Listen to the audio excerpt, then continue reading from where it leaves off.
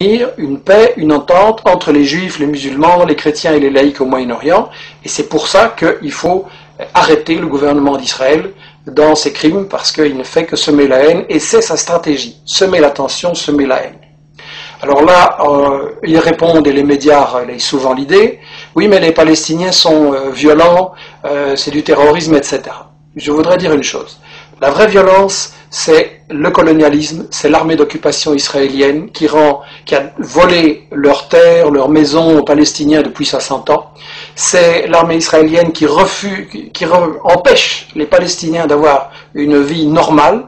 Vous avez des checkpoints pour aller de votre maison à votre bureau, vous avez des checkpoints, vous devez parfois attendre 1 heure ou une journée. Il y a des femmes enceintes qui sont mortes parce qu'elles étaient bloquées par l'arbitraire des soldats israéliens au checkpoint.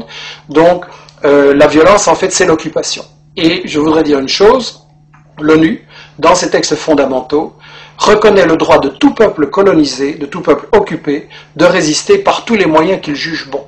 Donc la résistance est légitime et la violence, c'est l'occupation et c'est tout. Et évidemment, le problème que beaucoup de gens se posent, c'est que face à tant de haine qui sont semées volontairement par Israël et ceux qui le soutiennent, les gens pensent, oui, c'est un conflit qui va durer toujours, il n'y a pas de solution, il y a trop de haine, etc.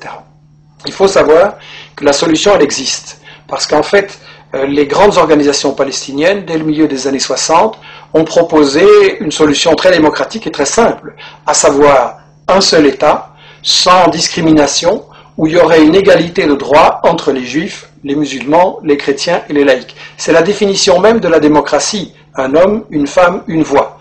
Et Israël a toujours refusé de négocier ces solutions.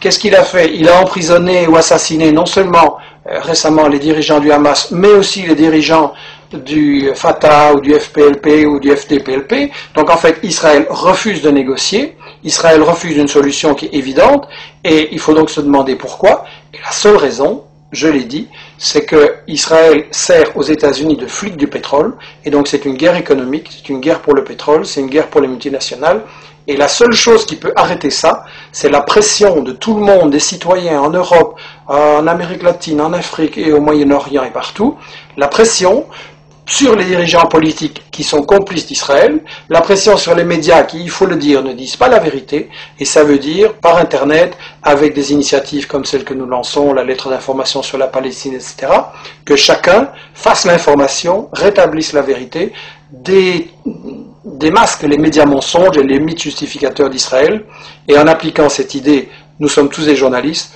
on arrivera véritablement, je pense, et assez rapidement, à une possibilité de négocier et de trouver une solution pour établir la paix au Moyen-Orient.